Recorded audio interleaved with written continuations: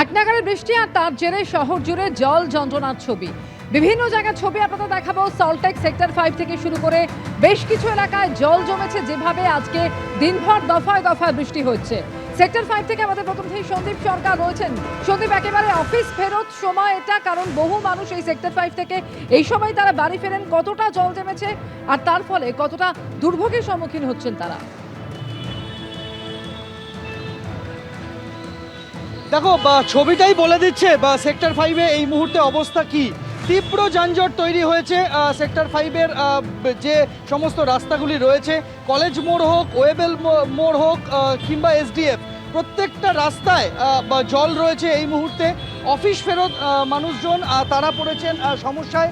যান চলাচল অত্যন্ত ধীর গতিতে হচ্ছে এবং বিভিন্ন রাস্তা, বিভিন্ন একমুখী রাস্তাগুলিও কিন্তু এই মুহূর্তে অত্যন্ত ধীর গতিতে যান চলাচল করছে এবং লম্বা সময় দাঁড়িয়ে থাকতে হচ্ছে। জল কোথাও কোথাও এতটাই গভীর রয়েছে যে এই মুহূর্তে সেখানে যান চলাচল একটা লেন দিয়ে করতে বাধ্য হচ্ছে পুলিশ প্রশাসন।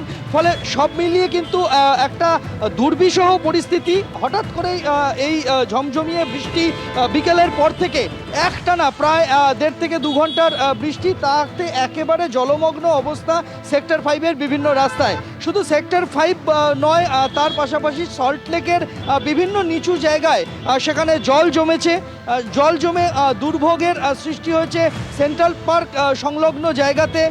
নিকো পার্কের আশপাশের কিছুটা অংশ সেখানে জল জমেছে। আর আমি এই মুহূর্তে যেখানে দাঁড়িয়ে রয়েছি, এটা হচ্ছে সেক্টর 5-এ ওয়েবেল মোড়ের দিকে যাওয়ার একটি রাস্তা। সেখানে তুমি দেখেই বুঝতে পারছো যে যান চলাচল কিভাবে করছে। লম্বা লাইন, ঘন্টার পর ঘন্টা এখানে গাড়ি নিয়ে দাঁড়িয়ে রয়েছেন মানুষজন এবং অফিস ফেরত মানুষজন অনেকেই হাঁটা লাগিয়েছেন। আমরা দেখতে পাচ্ছি যে পায়ে হেঁটে অনেকে জল ঠেলেই আসছেন, কেননা দীর্ঘ সময় দাঁড়িয়ে থেকেও বাসের দেখা পাওয়া যাচ্ছে না। অটো ভরসা পায়ে হেঁটে যাওয়া গন্তব্যে।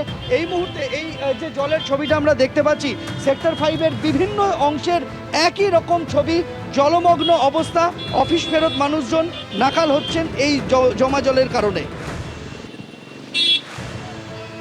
একেবারে জল যন্ত্রণার ছবি আমরা দেখতে পাচ্ছি। তার কারণ সেক্টর 5 বহু মানুষ এই সময় অফিস থেকে বাড়ি ফেরেন এবং যে কারণে দেখা যাচ্ছে তারা দুর্ভোগের সম্মুখীন হচ্ছেন। তার কারণ একেবারে জল জমে রয়েছে আর এই জল নামতেও কিন্তু বেশ খানিকটা সময় লেগে যাচ্ছে।